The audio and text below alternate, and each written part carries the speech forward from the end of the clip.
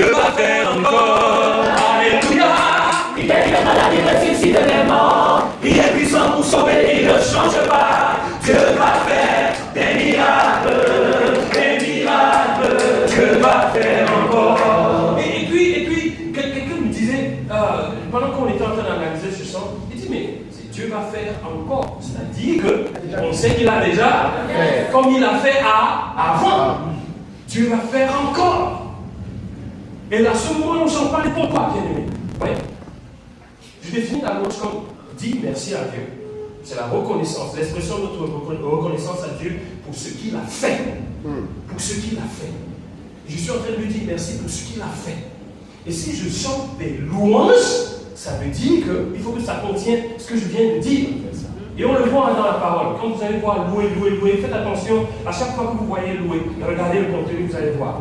La Bible nous dit dans Luc chapitre 10 que Jésus, face aux disciples qui sont venus, les 72 qui sont revenus en évangélisation, on dit qu'ils revinrent avec joie, partageant les expériences qu'ils ont vécues. On a vu des démons nous fuir, nous obéir, se soumettre à nous, en ton nom, etc. Jésus dit, ne vous réjouissez pas que de ce que les démons sont soumis, mais réjouissez-vous de ce que vos noms sont inscrits dans le livre de vie. Et puis la Bible continue, et puis il dit, tressaillit de joie. Jésus tressaillit de joie par le Saint-Esprit. Et il dit, je te loue, Père, de ce que tu as caché ces choses aux sages et aux intelligents, et de ce que tu les as révélées à qui? Aux enfants. Je te loue parce que tu l'as voulu ainsi.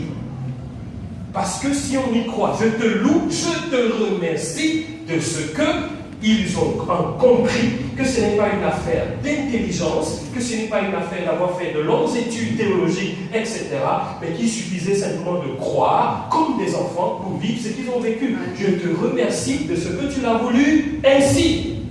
Alléluia. Amen.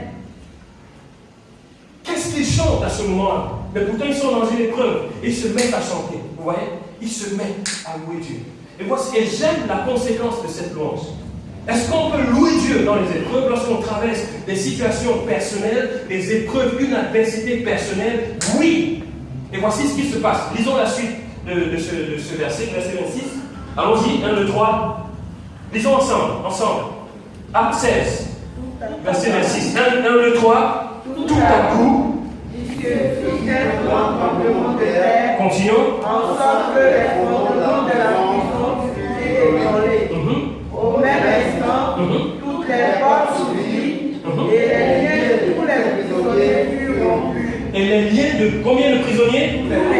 Ah, je croyais que c'était certains prisonniers seulement. Paul et Silas seulement, c'est ça? Non. Tous les prisonniers. Là, dans la première partie, ou du moins au verset 25, on dit ils priaient, chantaient des louanges. Et qu'est-ce qui se passait? Tous les prisonniers les entendaient. Vous voyez, il y a ce type de louange qui sort au milieu de l'adversité que, non seulement Dieu veut entendre, mais deux, il faut que ça traverse quoi? Que d'autres prisonniers. Qui sont ces autres prisonniers? Des gens qui traversent les mêmes situations que nous. Des gens qui vivent les mêmes situations que celles que je vis. Des gens qui sont dans les mêmes conditions. Des gens qui sont soumis aux mêmes épreuves que moi. Comment ça se passe à ce moment-là? Par le témoignage que je rends. Ah, ma soeur, tu es en train de vivre ça? Hé, ton mari t'a fait ça? Ah bon? Chez moi, c'est grave. Mais le témoignage que tu rends, vous voyez, ça fait que quand elle t'entend, elle est boostée. Elle se dit, ah, moi je croyais que c'était fini, qu'il n'y avait plus d'espoir. Et puis je reprends. C'est comme si j'ai un regain. Elle est prisonnière aussi d'une situation. Mais mon témoignage, ma louange, fait qu'elle change quoi? De situation. Vous voyez, de comportement. Les autres prisonniers les entendaient. Et voici ce qui se passe. Voyez la louange qui est venue de leur cœur et qui est partie, montée au cœur de Dieu. Et tout à coup, j'imagine que le Seigneur était content et que d'un coup, il se mettait à battre le pied. Ça, c'est un orateur qui a dit ça une fois. Et j'aime cet exemple parce que, je ne sais pas, c'est possible que Dieu recevait et puis il était tellement content qu'il tapait son pied comme pour battre la pulsation, et puis il était tellement content qu'en tapant le pied, il a créé un tremblement de terre sans s'en rendre compte. Alléluia! Et tout à coup, les portes de la prison, les chaînes, etc. On dit tous les prisonniers, bien aimés, la macabre, vous la connaissez. Imaginez un seul instant. On se met à louer Dieu, et puis les portes de la prison s'ouvrent, tout s'ouvre. On fait quoi? Les prisonniers disent, bon, écoutez, chers gardes prisonniers, les portes sont ouvertes. Qu'est-ce qu'on fait? C'est ce que vous faites? Non, les prisonniers fuient, ils s'évadent, ils partent. Parce que c'est une bonne occasion, trop bonne occasion pour eux. Vous voyez? Mais la suite de ce passage à cause du texte, c'est quoi? C'est que le geôlier s'intéresse à une seule, ou du moins à 2 personnes seulement. Paul et Silas. Alors pendant qu'ils pensaient que Paul et Silas étaient partis, on dit qu'ils voulaient se tuer. Paul et Silas leur disent, ne te tue pas, nous sommes là. Nous sommes là. La prison est ouverte, mais nous n'avons pas besoin de fuir. On sait qui détient les clés. Alléluia! On sait qui détient les clés de la prison. On n'a pas besoin de fuir, nous sommes là. Et voici ce qu'il fait. Il vient et tombe, le geôlier tombe aux pieds de Paul et Silas et lui disent, que dois-je faire pour être sauvé? Question. Qui lui a prêché l'évangile? Qui lui a prêché l'évangile? Souvenez-vous, Paul et Silas faisaient quoi? Ils priaient et ils faisaient quoi? Ils chantaient des louanges. Et donc, qu'est-ce qui se passe à ce moment-là? Dieu est en train de lui parler, c'est fini. Il le convainquait de péché, de justice et de jugement. Quand il voit Paul et Silas, que dois-je faire pour être sauvé? Paul et Silas de lui dire, crois au Seigneur Jésus, tu seras sauvé, toi et ta famille. Et on dit, la même nuit, il les a amenés dans sa maison. Dans sa maison. Vous voyez que là, il a pris confiance maintenant. Parce qu'il dit, bon écoutez, on peut quand même sortir de prison, allons-y. Vous voyez, on va à la maison, alors que ce n'était pas permis. Il les amène chez lui.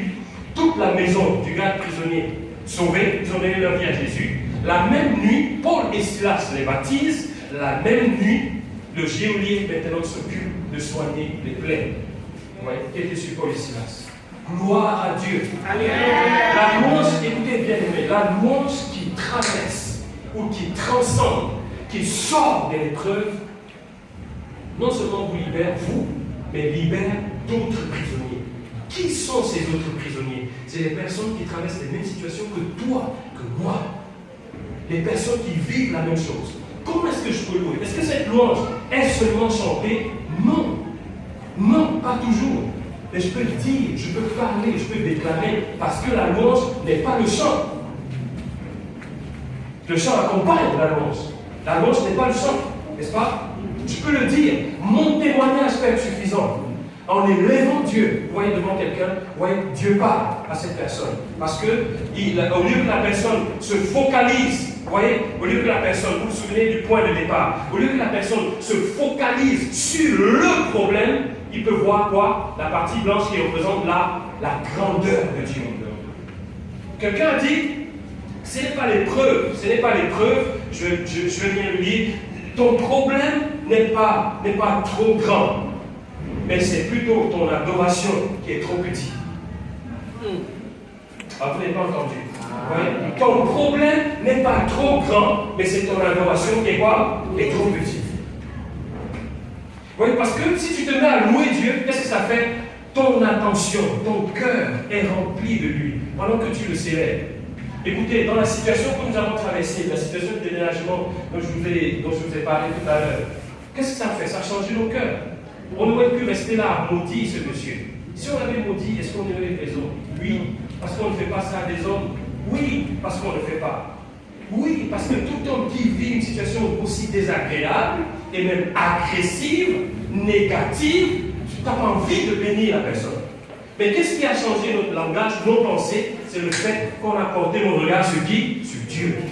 Amen. Alléluia. Amen. 2 Chroniques 20, verset 22. Regardez 2 Chroniques 20, verset 22. Ça, c'est aussi un type d'épreuve que nous pourrons vivre de façon communautaire. Mais attention, on peut le vivre à l'église, on peut le vivre dans une organisation, comme celle-ci, comme les Chantres Unis. Quand je vous parlais du témoignage de nous attendions à 400 personnes, nous attendions à cela. Ce n'est pas parce que c'était gaieté de cœur. Parce que vous faites quand même le ratio, vous vous dites, si vous avez investi plus des millions de francs CFA dans la communication, vous vous attendez à ce que les gens soient nombreux. Et quelque part, il peut y avoir des découragements. Mais en tant que groupe, en tant que communauté, en tant qu'assemblée, qu'est-ce qui se passe à ce moment-là? Il peut y avoir des gens qui se découragent. Et c'est normal. Est-ce que ces personnes ont raison de se décourager? Oui, elles ont raison. Parce que si on regarde, si on se base sur la logique, on se rend compte qu'il y a des choses qui ne vont pas. Eh bien, si tu veux avoir 20 personnes, tu ne mets pas des centaines, de mille, etc. dans la communication. Tu n'as qu'à aller parler à ces 20 personnes et puis les convaincre de venir. Vous voyez? Donc, il y a des choses. Est-ce que des gens peuvent se décourager? Oui, ils peuvent. Mais il faut que les gens se lèvent au milieu de cette communauté, au milieu de ce groupe, vous voyez, pour amener un changement de paradigme, pour créer une autre foi, un autre enthousiasme. Et moi, je crois que cet exemple de 2 Chroniques 20 nous parle. 2 Chroniques 20, qu'est-ce qui se passe? On nous dit que le Judas, dont Josaphat était à la tête comme roi, est en proie à 3 ennemis. Quels sont ces 3 ennemis? Lisez le verset 22, le verset 22 nous donne ces ennemis. Allons-y, 1, 2, 3. Au moment où l'on commençait les chants et les louanges, Continue. l'Éternel plaça une embuscade contre les fils d'Ammon. C'était les fils d'Ammon. Et de Moab. Les Moabites, 3. Et de ceux de la montagne et ceux de la montagne de Séir. Arrêtons-nous là. C'était ces 3 ennemis. Les Ammonites, les Moabites et ceux de la montagne de Séir. Il y avait 3 ennemis qui venaient de différents lieux. Et ça, c'est terrible. Ce n'est pas une situation agréable. Qu'est-ce qu'ils ont fait? Ils ont pris un temps de jeûne. Pendant le temps de jeûne, Dieu se sert de quelqu'un pour parler. Ah, ce combat n'est pas le vôtre, il est le mien. Gardez confiance en moi parce que je vais entrer en action. Mais Seigneur, ça ne va pas, ce n'est pas suffisant. Et mieux, voici ce qui se passe. Voici ce qui se passe. Ne soyez pas distraits, s'il vous plaît. Voici ce qui se passe. On met les chantres en avant. Où est la logique dans une guerre de placer les chantres en avant? Et quand on la lit aussi vite, vous avez l'impression que tout s'est passé de façon naturelle. J'imagine que les chantres commencent à se demander, est-ce que c'est vraiment notre roi? Est-ce qu'il est appelé de Dieu? Peut-être qu'il y a quelque chose qui ne va pas dans la tête. Mais on les chante. On attend d'avant temps d'adoration. Appelez-nous, on comprendra. Les temps de guerre, vous nous mettez devant. Ah, prenez votre plan. Vous voulez nous tuer. Est-ce que quelqu'un me comprend? On a l'impression que c'était naturel. Mais regardez la suite. Qu'est-ce que Dieu voulait? La Bible dit au verset 22, et on le lit encore attentivement. On dit, oh, allons-y, 1, 2, 3. Au moment où l'on commençait. Arrêtons-nous. Au moment où l'on commençait. Ils avaient commencé. Commencer, c'est, ok, peut-être premier chant. Ah! Alléluia. On n'a même pas le temps de finir, louia. On n'a même pas le temps de finir, louia, Thierry. Au moment où il commençait. Regardez, qu'est-ce que ça veut dire? Et Dieu n'attendait pas leur chant. Ah, vous ne comprenez pas. Amen. Dieu, au milieu de cette épreuve, voulait simplement de l'obéissance de la part de ses chants.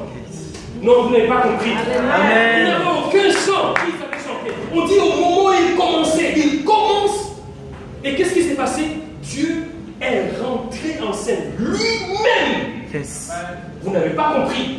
On dit qu'il plaça des embuscades. Lisons ensemble encore. Lisons. 2 Chroniques 20, 22. 1, 2, 3. Au moment. L'Éternel plaça une embuscade. C'est lui-même qui place. Mais continuons la lecture. On y va.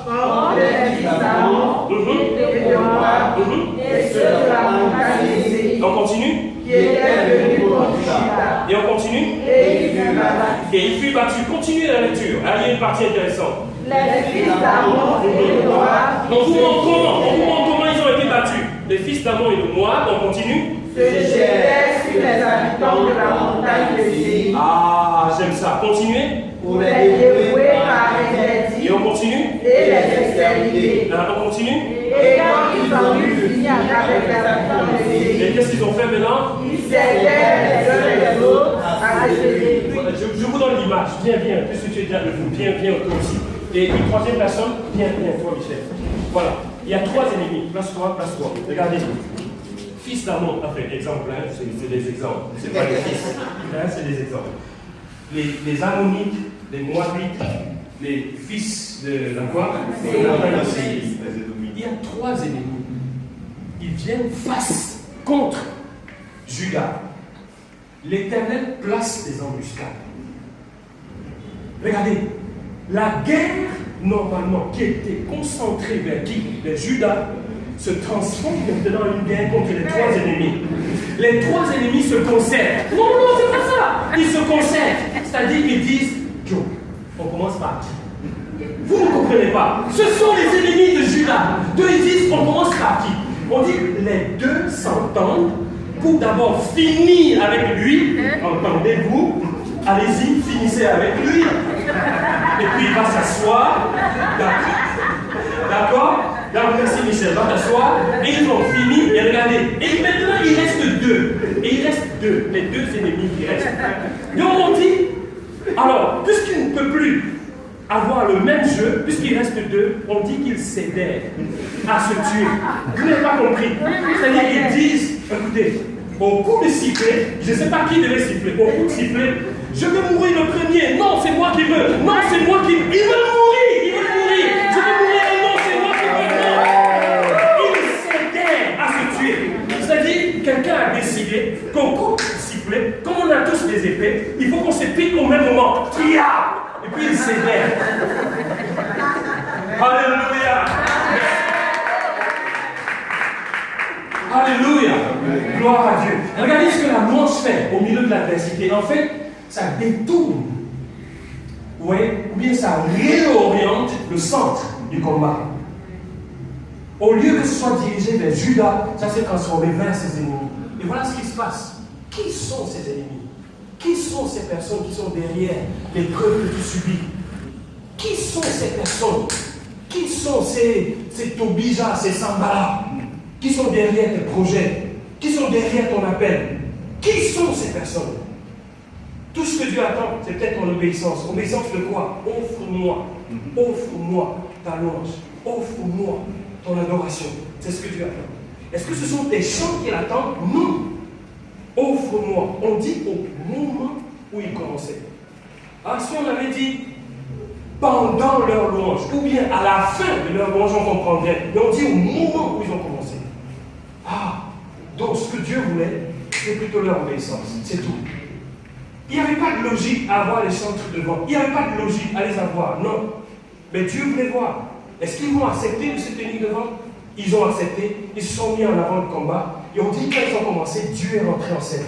Bien aimé, la louange au milieu de l'adversité amène Dieu à intervenir en ta faveur. Alléluia. Amen. Et je progresse simplement avec deux autres points pour terminer. Quels sont les avantages? Quel est l'avantage de la louange qui sort, vous voyez, qui vient au milieu de l'adversité? C'est que cette louange-là tue la peur. Parce que dans l'adversité, vous savez, ça crée la peur. Quand on est dans l'épreuve, ça... La peur de quoi? La peur de comment ça va se passer. Comment je vais m'en sortir? Mais qui parmi nous, ici, n'a pas eu de telles réflexions? Nous tous. Comment je vais faire? On réfléchit, la rentrée vient bientôt, il y a telle situation, il y a tel problème, il y a tel. Et je peux vous dire, nous, en tant que comité d'organisation, il y a tellement de comment. Ah, je peux vous rassurer, tellement de comment. Je vous ai dit que je vivais déjà ce que j'enseigne, je le vis déjà. Vous voyez? Mais qu'est-ce que Dieu attend? Il faut que la louange sorte. Au milieu de cette adversité, il veut recevoir. Pour que lui-même, il rentre en scène. Amen. Amen. Amen. Ça tue la peur. L'avantage de cette louange qui sort de l'adversité, c'est que ça tue la peur. Le deuxième avantage, c'est que ça affermit ta foi. Ça affermit ta foi. Et la foi, c'est quoi? Une ferme assurance, une démonstration de celle qu'on ne voit pas. De celle qu'on ne voit pas. Parce que quelquefois tes yeux, ou bien ton âme envie de dire je veux voir, mais la réalité est là. Oh, calme-toi quand même. Parce qu'il y a la réalité. Vous voyez, ça a fermé la foi. Mais bien aimé, écoutez, cela n'est pas possible. La louange dans l'adversité n'est pas possible si je n'ai pas déjà eu l'habitude de louer Dieu, même lorsque je ne traverse pas l'adversité, lorsque je ne suis pas dans l'école. Il faut déjà avoir ce style de vie, il faut déjà le développer, avoir les temps de louange personnels. Parce que pendant l'épreuve, la louange, ce n'est pas la chose qui arrive le premier, je peux vous rassurer, ce n'est pas la louange qui arrive le premier. On a envie de se plaindre, on se pose des questions. On cherche qui est derrière, qui est le commanditaire. Ah, donc c'est lui qui me fait ça?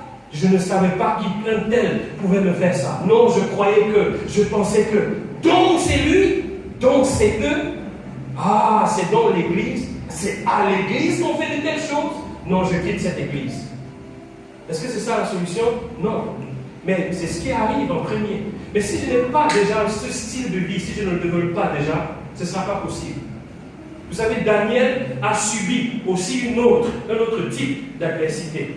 Ouais. Et puis là, on devait même le jeter dans la fosse au lion. Mais on dit, quand on lui a annoncé que voilà la décision du roi, la Bible dit que comme d'habitude, Daniel est rentré dans sa chambre, comme il avait l'habitude de prier, de louer Dieu 3 fois par jour, il a ouvert les fenêtres et puis il a fait. Parce qu'il avait l'habitude. Si je n'ai pas l'habitude, ce n'est pas possible. Ça ne va pas venir. Je n'aurai pas ce réflexe en premier. Le Saint-Esprit souvent me rappelle, vous voyez, des choses qu'il m'a déjà enseignées avant. Parce que je ne connais pas encore. Et je termine par là, vous voyez. Il faut connaître Dieu. Il faut connaître le Dieu que nous louons et que nous adorons. Si on ne le connaît pas. Et on le connaît par quoi? À travers la parole. À travers la méditation de la parole. Il y a beaucoup de gens ici, nous sommes là, nous sommes dans un séminaire comme celui-ci. Mais combien de personnes parmi nous ont ces réflexes, ont cette habitude, ont cette culture, ont ce style de vie où on méditer seulement tous les jours? Vous voyez, la méditation, parfois, ça peut sembler anodine, ça peut sembler, j'ai rien reçu aujourd'hui. Mais vous voyez, le seul fait d'être en contact avec la parole, parce que Dieu lui-même est dans sa parole, ça nous rappelle, le Saint-Esprit renforce des choses en nous. Au point où ça rentre, ça instruit notre âme. Et puis il s'en sert au moment où on en a besoin. Et dans le cas d'espèce, l'adversité. Lorsque nous sommes dans l'adversité, lis la parole, la lis simplement. Même si on ne la médite pas, lis. J'ai partagé toujours, j'étais au Cameroun dernièrement, je vais partager aussi l'expérience que nous avons à la maison et qu'on développe déjà depuis plus de 6-7 ans maintenant. C'est quoi? C'est lire la parole. C'est lire tous les jours à la maison. Si vous voyez, regardez mon portable, il y a toujours une alarme à 21h-5. Et puis à 21h17, ça marque la fin. Vous voyez? Et j'appelle ça Bible Time. C'est quoi? C'est qu'un jour, Dieu m'a posé la question, j'allais au boulot, un matin, et puis il me demande quelle est la marque de ma présence chez toi. Je me disais, mais cette question, est-ce que ça a un sens? Parce que j'ai la Bible au salon, j'ai des autocollants même quelque part, j'ai tel tableau qui est là, même dans le garage, qui montre l'Éternel, moi et ma maison, nous servirons l'Éternel. Mais Dieu, tu peux parler de quoi? Et puis pendant que j'ai réfléchi toute la journée, j'arrive à la maison, et puis le soir, comme le Saint-Esprit me le montre, ma parole. Et je sors, j'en partage avec ma femme, je lui dis, tu sais, voici ce que Dieu vient de me dire, il vient de me convaincre. Tous les jours, voici ce qu'on va faire. On arrête, on va juste accorder 15 minutes. Ce n'est pas la prédication, ce n'est pas, les amis, lorsque vous êtes souvent face à la parole, vous avez envie de prêcher. On ne prêche pas à ce moment-là. C'est une lecture simple. Tout le monde à la maison. À l'époque même, il y avait des servantes qui ne savaient pas lire, qui ne savaient pas écrire. Mais cette habitude a fait que quand il est 21h, on arrête tout, même si on mangeait, on arrête pour prendre 15 minutes pour lire la parole de façon chronologique. Ouais. Et le week-end, on le lit de façon audible. Mais quand la servante était là, qu'elle ne savait pas lire, on détache quelqu'un. Parfois, c'était mon fils, c'était ma fille, qui se mettait dans un coin et puis lit à haute voix. Et la servante entend, pendant ces 15 minutes seulement, lecture, on ne prêche pas, on ne fait rien. Parce que figurez-vous qu'on a eu au moins 3 ou 4 servantes qui n'ont pas pu résister 2 semaines à la maison. Parce que cette présence-là commençait à les déranger. Elles sont parties. Il y en a qui sont parties comme ça. Elles viennent, elles font une semaine avec cette habitude, ce style de vie, parce qu'elles dormaient à la maison à l'époque. C'est pas comme maintenant on ne dort pas, elles dormaient là. Et puis elles ne pouvaient pas résister, elles sont parties. Pour rien. Ouais, et il y a ça. Pourquoi est-ce que vous ne le faites pas? Faites la même chose, c'est juste la lecture. Que tout le monde à la maison, qu'on accorde un temps, on arrête tout. Télévision, machin, téléphone, tout. Même lorsqu'il y a un appel, à ce moment-là, c'est non. La place est donnée à qui? À Dieu.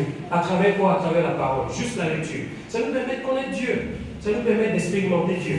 Et je me souviens que pendant ces moments-là, les enfants, à un moment, parce qu'ils lisaient, chacun lit son chapitre, son livre. Mais l'objectif aussi dans cela, c'est de finir la Bible à un temps record.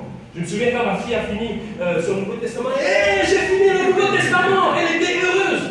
Et mon fils, j'ai bien de finir l'Ancien Testament! C'est une joie! Et c'est une bonne chose. Et on la cultive jusqu'à présent. Et ça, vous pouvez le faire. Ce n'est pas des prédications, bien aimés. Ouais. C'est simple. 15 minutes, ce n'est pas long. Vous pouvez réduire 10 minutes, pourquoi pas. Mais ça, c'est ce que Dieu m'a dit. Mais il est dans la parole. Est-ce qu'il est dans sa parole? Oui. Jean 1 qui nous dit au commencement, la parole était, et la parole était, c'est fini. est simple. Que le Seigneur nous aide à mieux traverser les temps d'épreuve, mais surtout que l'adversité suscite des chants nouveaux. Le thème de ce scénario-là, c'est chanter à l'Éternel chants nouveaux. Parce qu'il faut qu'il y ait des chants nouveaux qui sortent, mais les chants qui viennent des situations, de ce que nous avons traversé, des expériences que nous avons eues avec Dieu. Vous voyez, au point quand les gens vont même le chanter, vous voyez, c'est des chants qui dépassent le temps. Bien aimé, est-ce que vous vous êtes rendu compte qu'il y a des chants qui sont souvent saisonniers? Vous ne comprenez pas. Des chants qui viennent, c'est comme si c'est un chant, c'est à la mode. On le chante, on le chante, on le chante. Et puis à un moment donné, après un an, quand vous le mettez dans votre répertoire, on a envie de dire oh. Par contre, il y en a d'autres qui dépassent le temps. Pourquoi? Ces chants, il faut vérifier leur source. Vous allez comprendre. Et le Seigneur cherche ça. Il nous faut ça. Amen. Il nous faut ça. Et ma prière, c'est qu'on sorte d'ici avec des chants nouveaux. Ma prière, c'est que la louange sorte de ta bouche. Que cette situation que tu traverses, que cette épreuve qui semble s'imposer à toi, que tu la regardes différemment, que tu vois, pas le point, mais que tu vois la grande feuille blanche, c'est-à-dire le Dieu capable de transformer cette situation. Alléluia. Et vous savez, l'image, ou du moins, ce qui se passe avec ça, c'est que plus j'éloigne, regardez, plus j'éloigne, vous allez voir que le point devient encore plus petit. Plus je m'éloigne, plus j'éloigne. Par contre, la partie blanche, vous la voyez toujours. Mais le point tend à disparaître, plus on l'éloigne. Et c'est ce qui se passe. Quand on tourne vers lui les regards, on est rayonnant de joie et notre visage n'est pas couvert de honte. On va se tenir debout, s'il vous plaît. Alléluia. Tenons-nous debout, on va terminer par la prière.